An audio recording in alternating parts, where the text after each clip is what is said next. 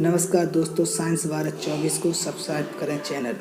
Class 10th का आप विज्ञान का चैप्टर फर्स्ट का रेडॉक्स अवक्रिया और आपके सामने द्विविस्थापन अवक्रिया रिएक्शन कराई जाएगी। क्लास 10th की विज्ञान सन 2021 में जो बच्चे पेपर दे रहे हैं 100% फंसेगी, ये फुल गारंटी है विज्ञान। अगर नहीं फंसती है तो हमारे चैनल को सब्सक्राइब नहीं अनसब्सक्राइब कर देना, फुल गारंटी है ये। तो चलते हैं, पहली हेडिंग है, दो हम डाल चुके हैं, विस्थापन अवक्रिया और संयोजन अवक्रिया। अब द्विविस्थापन अवक्रिया और रेडॉक्स अवक्रिया आज डालें। तो रेडॉक्स अवक्रिया कौन सी अवक्रिया है? रेडॉक्स अवक्रिया फर्स्ट नंबर पे इम्पोर्टेंट है, सरल भाषा में कराएंगे हम। किसी भी मॉडल से अटैच नहीं होगी ये परिभाषा, किसी भी किताब से नहीं होगी, सरल भाषा में खुद की बनाई हुई परिभाषा है। खुद बना के लिखोगे तो जल्दी याद हो जाएगी। रेडॉक्स अवक्रिया तो लिखते हैं, अपने नोटबुक निकाल लें और लिखते रहें। किसी अवक्रिया में, ध्यान देना, किसी अवक्रिया में, कहाँ पर? किसी अवक्रिया में एक अभिकारक, क्या है? किसी अवक्रिया में एक अभिकारक उपचयित, एक अभिकारक, किसी अवक्रिया में एक अभिकारक उपचयित, किसी अवक्रिया में एक अभिकारक उपचयित तथा दूसरा अभिकारक, तथा धीरे धीरे इसलिए लिखा रहे हैं कि आपके समझ में आ जाए, जल्दी याद हो जाए, समय कम रहेगा यार। तथा दूसरा अभिकारक उपचयित, अपचयित, दूसरा अभिकारक वो अपचयित होता है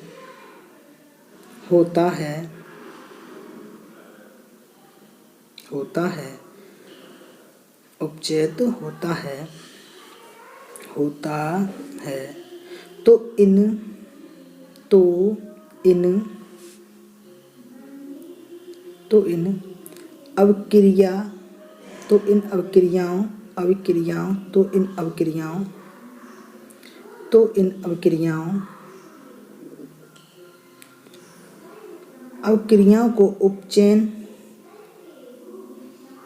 अवक्रियाओं को उपचयन या अपचयन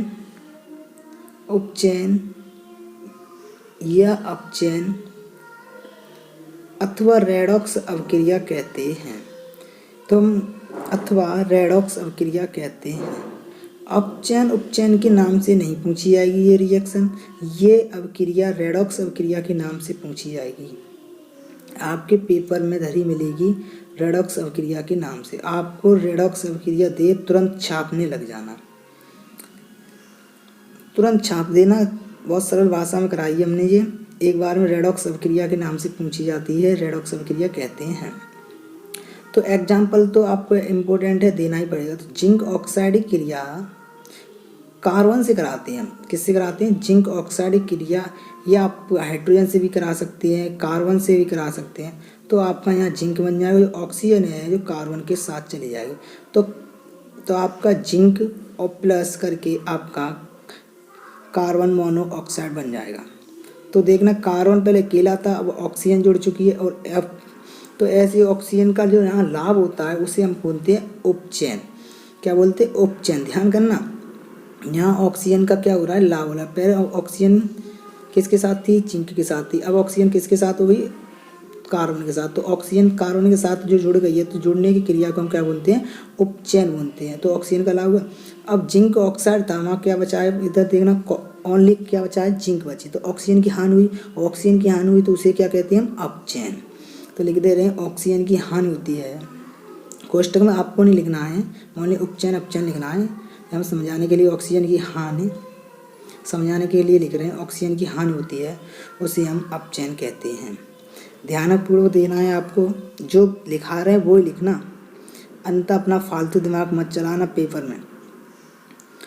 तो ये ऑक्सीजन की हानि होती है, ऑक्सीजन का लाभ होता है, ये आपको रिवीजन करना है, पेपर में नहीं लिखना है। तो आप देखना, जिंक ऑक्साइड से हमने एक क्रिया थी वो हमने कार्बन से कराई थी। तो अगली की रिएक्शन है द्विविस्थापन अवक्रिया।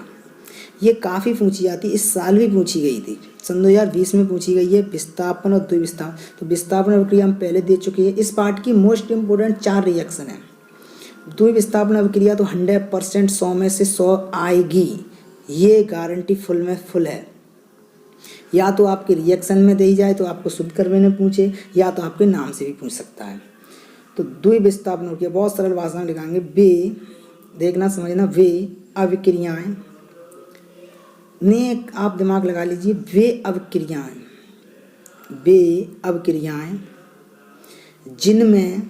जिनमें आपको साफ दिखाई दे रहा होगा, जिनमें अभिकारकों के बीच, वे अभिक्रियाएं जिनमें अभिकारक, जानते एक जो तीर के पल्लम होता है उसे उत्पाद बोलते हो, अभिकारक बोलते हो, आप तो जानते होंगे। अभिकारकों के बीच, किनके बीच? अभिकारक, उत्पादों के बीच नहीं, अभिकारकों के बीच आदान प्रदान, आयनों का आदान प्रदान होता है। अभिकारकों के बीच है जो, वे आयनों का आदान प्रदान होता है, उन्हें आदान प्रदान, अभिकारकों के बीच आयनों का आदान प्रदान होता है। किसका होता है? आयनों का। दिमाग से पढ़ना, आयनों का आदान प्रदान होता है। द्विविस्थापन अभिक्रिया कहते हैं, उन्हें द्विविस्थापन अभिक्रिया कहते हैं। इंपॉर्टेंट रिएक्शन है, द्विविस्थापन अभिक्रिया कहते हैं। बहुत छोटी भाषा में लिखा रहे हैं, नंबर फुल मिलने चाहिए बच्चों को। द्विविस्थापन अभिक्रिया कहते हैं। तो आप द्विविस्थापन अभिक्रिया कहते हैं तो हम क्रिया सरल से देते हैं। सोडियम Na2SO4, सोडियम सल्फेट, किससे क्रिया कराएंगे? सल्फेट की। ऑक्सीजन पे और सल्फर पे 2 नेगेटिव होता है, सोडियम पे 1 पॉजिटिव, इसलिए हमने 2 सोडियम लिया। तो बेरिलियम क्लोराइड से कराते, लिखा भी दे रहे हैं हम, सोडियम सल्फेट। सोडियम का नाम जानते हो, 11 पे होता है परमाणु का, और सल्फेट SO4 से कहते हैं, तो सोडियम सल्फेट। यहाँ बेरियम क्लोराइड, Cl लगी तो क्लोराइड। सोडियम, तो इसके बीच किसका आदान प्रदान होता है? आयनों का आदान प्रदान होता है। तो सोडियम है और बेरिलियम सोडियम की तरफ है, और सोडियम वो बेरिलियम की तरफ आ जाएगी। तो आयनों का आदान प्रदान हो रहा है, तो हमारा आ जाएगा NaCl2 ऐसे लिख लो। मगर आप देखना Na कितनी है? 2 है, तो आप 2 ऐसे भी लिख सकते हो, या करके आप क्वेश्चन लिख रहे 2NaCl2, बस सीधी बात है। और आपको अब क्या करना है, तो सोडियम, आपको ये दिखाई नहीं दे रहा होगा, अभी देखना दिखाई देगा, तो आपका जो बचेगा वो बनेगा, आपको दिखाई नहीं दे रहा होगा, अब दिखाई बेरियम सल्फेट। बेरियम है जो सोडियम की तरफ पहुंच जाएगा, तो बेरियम सल्फेट, बेरियम लिख देते हैं, बेरियम सल्फेट। एक बार में याद हो जाएगी, फुल गारंटी है। जो बेरियम था वो सोडियम के पास पहुंचा, सोडियम था वो क्लोराइड के पास आ गया, तो सोडियम क्लोराइड जो नमक का फॉर्मूला होता है, और बेरियम सल्फेट। तो द्विविस्थापन अभिक्रिया कराई थी हमने, द्विविस्थापन अभिक्रिया काफ़ी पूछी जाती है, और हमने रेडॉक्स अभिक्रिया कराई थी। अगर हमारी रिएक्शन समझ में नहीं आई हुई तो कमेंट में तुम लिख सकती हो, सर हमारी समझ में नहीं आई तो हम दोबारा कराने की कोशिश करेंगे।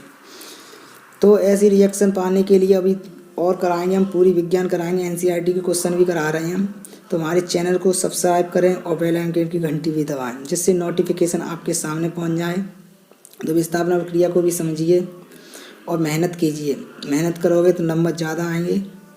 तो हमारे चैनल को सब्सक्राइब कीजिए, जो अगली नोटिफिकेशन आपके पास पहुंच जाए। धन्यवाद।